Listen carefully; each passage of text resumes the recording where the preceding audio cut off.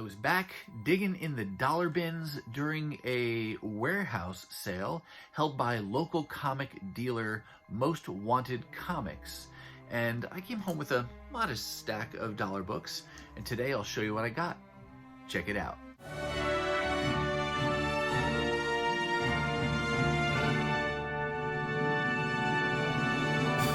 Hey everyone, and welcome back to the channel. My name is Chris. This is Northgarden Comics. I don't know about your house, but my house is not a quiet place. There are 6 of us in total, 5 of us here full-time for the last year because of COVID, one's in college, but it's rare that the house is quiet. And so trying to film a haul video is kind of like navigating through a minefield where you just look for those quiet times when you could, get a few minutes to show some books without a lot of extraneous noise coming in. Sometimes it's completely unavoidable, but we're in a split level 2, and the room I'm in right now is downstairs. And so directly above me is our living room, which means even just people walking around will just have, boom, it has just this amplifying effect when it comes down here. But I've got a rare moment where I'm alone in the house, so I figured why not go ahead and shoot this haul, since those moments are so few and far between, with my wife and I both working from home, kids doing online school, and really just not going many places. So like I said, grab those moments when I can to show you a haul like this. If you're new to the channel, thanks for coming and checking it out. If you like comic book related content, things like hauls of back issues, new comic books, I just started getting into collected editions and omnibus, things like that, or just kind of other topics in comic collecting, this amazing hobby. If you like those things, go ahead and hit that subscribe button. And as you watch, if you see something you like, give it a thumbs up. And let me know who you are down below. If you're new, say hi, tell me where you're from. And if you are returning to the channel, thank you so much for coming back and checking out this haul. I've enjoyed getting to know several of you over the course of doing these YouTube videos, and look forward to getting to know even more of you, sharing the hauls I get, but also learning from you as well as we kind of go along this comic collecting journey together. Well, today, the books that I have for you are a back issue haul. This is actually the first genuine, open to the public sale that I've gone to in maybe the whole time in COVID. There may have been one in there, but like many of you as well, there haven't been many of these opportunities.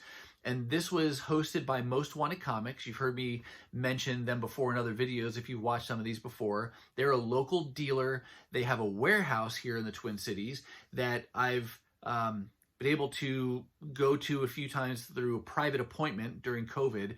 But they did recently open up their warehouse for a sale. And they had a really big space, really good social distancing and good practices there. But they had, I don't know, it was like 150 long boxes of comics, and pretty much everything was $1 a piece. And they did it over a course of 3 days. And I went on 2 different days. And I didn't come home with a massive stack. I'll admit that even when it's dollar bins, I'm pretty choosy. I'm pretty picky about the books that I pick. And it's not because I'm a comic snob, but I will say on the first point of condition of books in dollar bins, I do try to hold out for the best condition I can whenever possible. And I've seen enough dollar bins to kind of get a feel for the kind of condition I can expect in a dollar bin from a particular book, right? So modern books, I will hold out for basically like new condition, like I'm buying it off the rack, because there's so many of them out there. Finding it in a dollar bin, I don't want to compromise, just because it's $1 and get something that's all beat up. So that's modern books. The older you get on the books, the more willing perhaps I am to, accept lesser condition, because obviously it's harder to find them in high condition at that cheap price. So I'm picky in that sense, but when I'm saying I'm picky, I think more what I mean is that I am, like many of you, limited on the amount of space that I can store my comic books. And I've hit to the point now where I'm kind of rubbing up against that limit. And because of that, I want to be selective about the books that I decide to bring home. Even when they're just $1, I want to make sure that's something I really want to have in my collection, or I know somebody else wants, but I've got to have a purpose for it. I don't want to just buy it just for the heck of it. I'm not much of a speculator, so I want to make sure that that's got a place in my collection before I bring it home, like I said, even at $1. So in that sense, I'm picky, and I didn't come home with a ton of books. There's probably just under 20 here, and some of that has to do with the reasons I just mentioned about kind of being selective about what I buy, but also some of that's just going to be limited based on what the inventory is that day and if they're selling things that I have on my wish list. So we're going to go through these books in no particular order, and we'll just kind of show them and let me know if there's anything here that's interesting to you. Maybe you're collecting it, maybe you've been looking to collect it, or you've read it already and you enjoyed it. Just, yeah, kind of give me your comments as you see these things. We'll kind of talk about them as we go through here. The first few books come from one of the Avengers volumes. I want to say this is volume 4, but this is the run where early on John Romita Jr. was doing the pencils, and I don't remember when, but at some point I decided that I would collect his portion of the run. It was being written by Brian Michael Bendis at this time, and I'm not trying to get all of John Romita Jr.'s stuff, but I have been trying to pick up some of his things. I am already working on his Daredevil books. I've been working on getting some of the Thor books that he drew, and I have the Captain America stuff he did for whatever, volume 5. There's so many volumes of Captain America, I don't even remember now which one that was. But anyway, I'm collecting the John Romita Jr. run of Avengers, and they had issue 8. I already had issues 1 through 7, so I picked up 8, and then issue 10. That's a cool cover, guessing with some Infinity Stones on there. And there is the issue, is it 11 or 12, where Iron Man is holding the Infinity Gauntlet, and that's one that I know I've seen that in dollar bins before.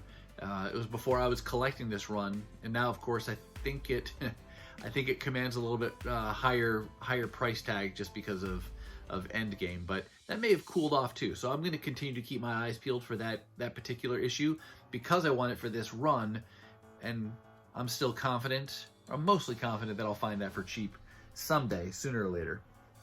And then I got also issue 11. So clearly I was wrong. It wasn't issue 11. I'll put on screen down here what issue it was where Iron Man is on the cover with the Infinity Gauntlet there.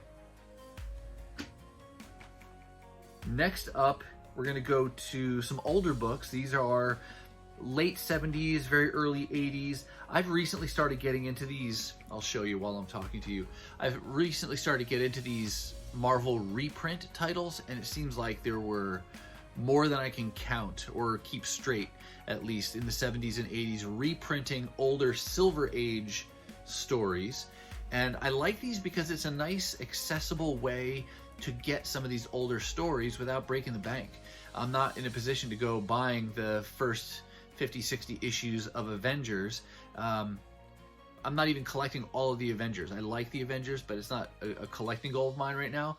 But these reprints are kind of fun to have. Easy ways, like I said, to get some of those Silver Age titles and stories and get them into your collection. And even some of these reprints are starting to go up in value if they're reprinting a key of whether it's Amazing Spider-Man or Avengers or something like that, X-Men.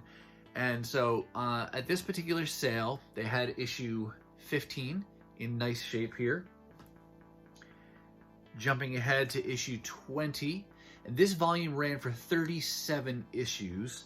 The first 13 issues reprinted early Captain America stories, and then from issue 14 to 37, they were reprinting Avengers titles, or Avengers stories. Here's issue 25.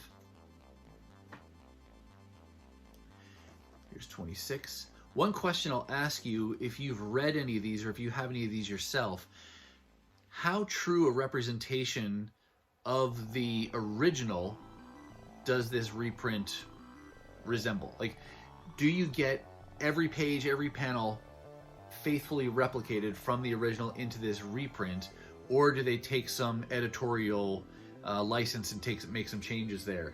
I say that, and I'm suspicious that they make changes, because if you've read any of it's either Classic X-Men or X-Men Classics, depending on the number, it did change titles in there, but that's all reprints of old X-Men stories. And I know in those in particular, they're very purposefully, they made additions in some cases, adding pages or panels to help flesh out some of the background story of some of the characters and the plot lines. But in something like these, I don't know if they're true reprints or if they've made changes. I think I have, it might actually be this volume, but early on with some of the Captain America reprints. It's not a true reprint. There may not be whole pages, but it's at least some panels that are left out. So if you know, I'm curious, let me know in the comments about that. So, and then here's issue 30. Another thing I'll say about these is that I'm showing you the way the books were when I got them at the sale. So these books that have no bag and board were not bagged and boarded at the sale, and they had dozens of boxes of books from collection or collections that they had recently acquired and had not bagged and boarded them yet.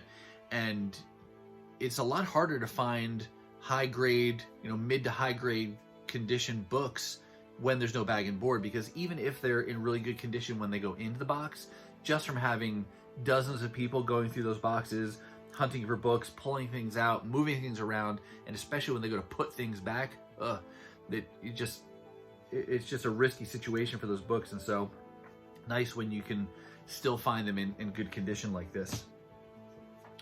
On to the next book here. This is New Mutants number 76. This is an example of an upgrade copy that I got. I have found many books filling in back issues over time, either for 50 cents or $1, but sometimes they're not in the best shape. I try to be picky and I try to hold out for good condition copies. That doesn't always mean that's what you find or what you come home with. And I would say I've probably gotten more selective over the years than I was, 5-6 years ago. And so I do have a whole list in my CLZ app where it's basically, if you're familiar with CLZ, you can create different collections. And so or if you think about like an Excel spreadsheet, it's basically like the equivalent of different tabs. And I've set up in my CLZ a tab that's just for upgrade copies.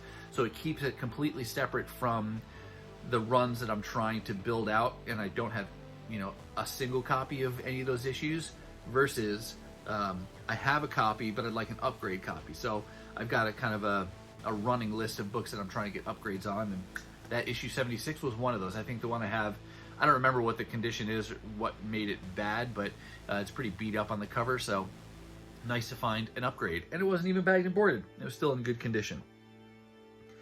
This next book I'm going to show just because, well, let me just say that I'm not as impressed with it as I thought I would be when I first added it to my wish list. I added this to my wish list because of the creator. This is The Black Pearl, #1. And you can see down here, created by Mark Hamill. It's not in the best condition. It's got lots of spine ticks. I don't expect that this has any value or will have any value. I just thought, created by Mark Hamill, that might be pretty cool to have. But even just flipping through it, I don't know if it's going to be quite my cup of tea. But if you've read this, let me know what you thought of it, or, good, bad, otherwise. But yeah, I went and picked that up. I don't plan to pick up any of the other issues. I forget how long this one ran for, but again, it was strictly because Mark Hamill is the creator. But I think that's not always a guarantee that something's going to be good. Have any of you ever read, what was the one that William Shatner created? What was it called, like Tech World or something? That never appealed to me, but maybe you read that and you thought that was pretty cool. So, but Black Pearl, #1. Next up here, we've got Magneto and the Magnetic Men. This is my first ever Amalgam Comics title. So Amalgam meaning Marvel and DC blending together there. So you got Magneto and the Magnetic Men. I don't have aspirations to collect all of the Amalgam titles, but this one really caught my eye because of the artist. Jeff Matsuda is the artist, and I remember really enjoying his style back in, was that like 90s, early 2000s? Love that style that he's got going in this. And I think this is just a one-shot, and there may have been one other kind of variation of this, maybe a year or so later. I'm not terribly familiar with all the amalgams, but got this one for Jeff Matsuda. And fun fact, I did not know this, but if any of you watched the 2005, I think is when it started, The Batman, not Batman the Animated Series, but the animated series called The Batman, Jeff Matsuda was one of the producers of that and did, I believe, many or all of the character designs. And I may be, venturing into, hostile territory here, but I was a fan of that series. What that run for 4 or 5 seasons, and it was when I got this and I started looking up Jeff Matsuda's name, and that's when I saw the connection to the Batman, and always loved that theme song that The Edge from U2 wrote. Thought that was fantastic. I thought that cartoon was a pretty cool take on Batman. It's essentially like his year 2 or year 3, so he's younger, earlier on as the Dark Knight, and I know there's mixed feelings about some of the villain portrayals, but overall I thought it was a really cool show. And from that research, actually realized or learned that the Batman, that show is actually streaming on HBO Max, which we have HBO Max, so I've started rewatching those episodes. I'm still in season 1, looking forward to when Robin gets introduced and Batgirl and some others, but it's fun rewatching those shows that I really enjoyed, again, from that time around 2005. Next book here is volume 3 of a particular title. This is from the Ultimate Universe. This is the Ultimates 3. That's the 3 volume. There was Ultimates, Ultimates 2, and then Ultimates 3. This is the shortest volume for the Ultimate Universe version of the Avengers. And this ran for 5 issues. And Joe Madureira is doing the pencils on this volume, and that's why I got this. I read Ultimates Volume 1, and they were the basis for the MCU Avengers. Not copy-paste kind of versions, but they were more the basis of that updated version of the Avengers that we see in the Ultimate Universe and then in the Marvel Cinematic Universe. But thought I would go and get at least the first issue of this with art by Joe Madureira. Similar style to that Jeff Matsuda on that other book. So looking forward to reading this. And I flipped through this a little bit, and I'm looking forward to that. I think that's going to be a good one. So I have a feeling it won't be long before I pick up issues 2, 3, 4, 5. Shifting gears here to IDW. This is Transformers versus G.I. Joe number 9. This is the subscription cover, which kind of goes sideways like this. This was a volume, went 13 issues for this limited series. I didn't collect any of them when they first came out. Just, it was outside the normal continuity, and I figured, that, not that interested, even though I love Transformers. And now that they've been out for a while, and I'm starting to see them in dollar bins, it's hard to resist. I love Transformers so much. I like G.I. Joe as a kid too, so I figure why not, what the heck. I think with this issue, I'm about 4 or 5 issues in, and then I've got the rest of them still to go, and I'll just slowly piece that together as I find them. I'm not in any hurry, so I can get them, cheap, $1 a piece. Next, we're going to go over to some Daredevil. Got several Daredevil books here. This is Daredevil Volume 2, issue 38. I'm not collecting this whole volume, but I am trying to put together the part of the volume where Brian Bendis was writing, which I think goes from somewhere around issue 16 up through issue like 81, 83, right in that area. And for a good portion of that, Alex Maleev was doing the pencils. So looking to get all those issues where they teamed up. And as a result of that, I've actually found the first 15 issues too. So I've got some of those early stuff with the Quesada art and some cool covers there. And I want to say that, was it Kevin Smith was doing the writing in that early part of that. But the focus of my collecting attention has been on this Bendis Maleev run. And on this one, it doesn't even look like Maleev did the art on this issue, but maybe he was taking a break there. But it's a pretty cool cover with Daredevil on the rooftop in the snow. And then fast forward in that same volume, I also got issue 76. I'm not as big a fan of this kind of cover. These last several covers had much more realism to them.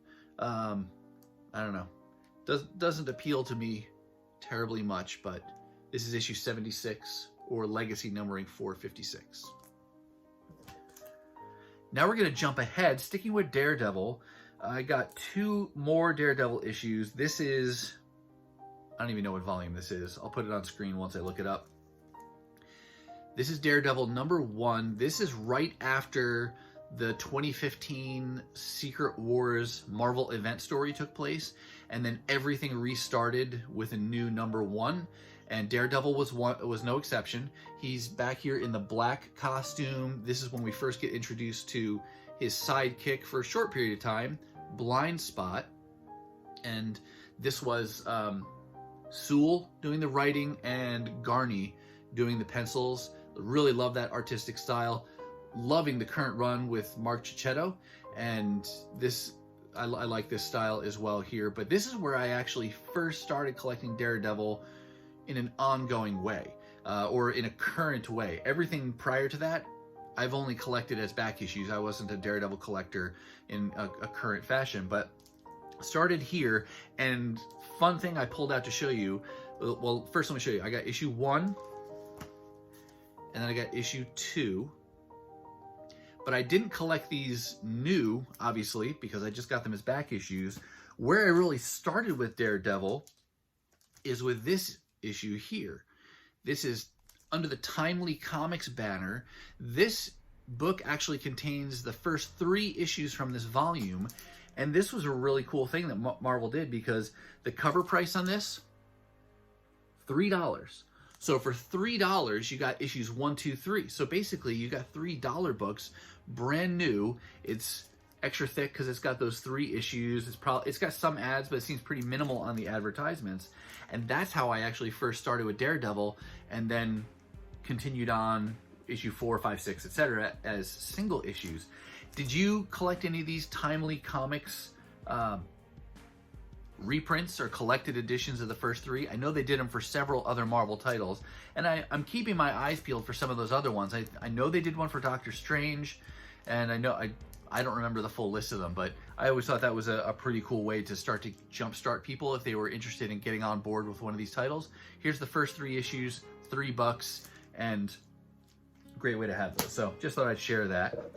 2 more books to go. I'll share this one first. Here's one that has only recently been put on my wish list. Here's Damage Control #4. This is from the first volume of Damage Control. It went 4 issues, and then it rebooted with a second volume. It was another limited series. It went 4 issues for volume 2. Damage Control tells stories from the perspective of this group is the group of people who comes in and cleans up after all the superhero battles that take place in New York and other places in the world. They clean up the mess after the heroes. That's what Damage Control does. And they were actually kind of hinted at in, or not hinted at, but in the Spider-Man Homecoming, the first Spider-Man movie. And Michael Keaton's character seemed to work for that group where they're cleaning up after the superheroes. And I don't know if they officially called them Damage Control, but if I recall correctly, I think that was kind of the gist there of that group cleaning up after the heroes. But the reason I got this one is because, see in the corner there, Inferno.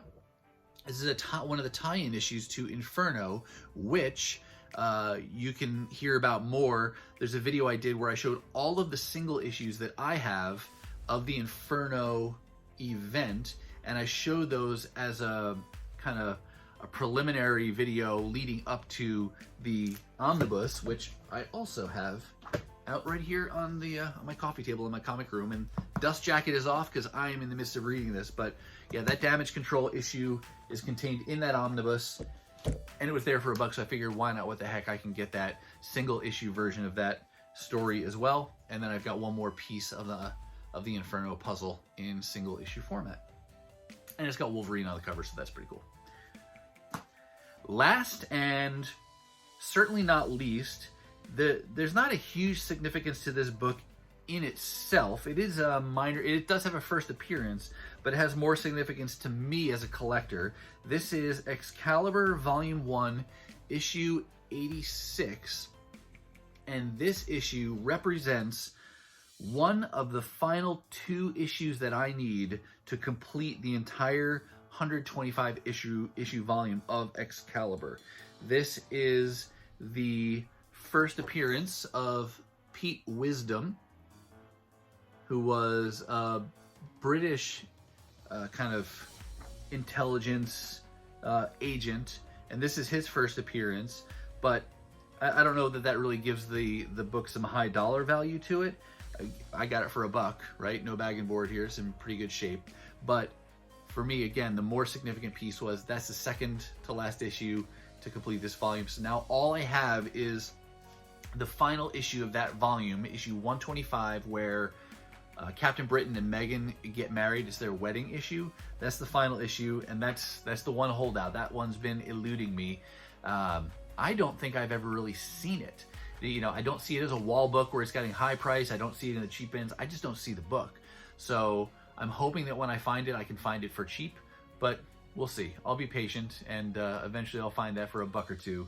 But for now, I'm very happy to say that I found this second to last issue that I needed. All right, that's going to do it for me, and that's going to wrap up this dollar bin haul from, you know, my first public sale in quite some time. So it was really nice to be able to get back out there, do some long box diving. It was a little hard to do it with other people. I'll admit, having those private appointments at Most Wanted Comics does spoil you a little bit to be able to have free reign of the room without any competition for books. But still nice to know that events like that are starting to happen more. And as people get vaccinated and we hopefully will start to move back to somewhat more normalcy, we'll start to see some more shows. I'm actually going to Most Wanted Comics again this coming weekend. That'll be April 17th. They're doing a free show in a local, like a VFW, I think it's called like an Eagles Lodge or Center. I'll put information to that again down in the description of this video in case you're local and you want to check that out. But that's this Saturday, April 17th. That's something like 10 to 4:30. But looking forward to doing some more dollar bin diving there. If you're not quite ready for the fun to stop, I've got a couple hand-selected videos here you may want to check out. As always, thank you so much for watching, and I'll see you next time.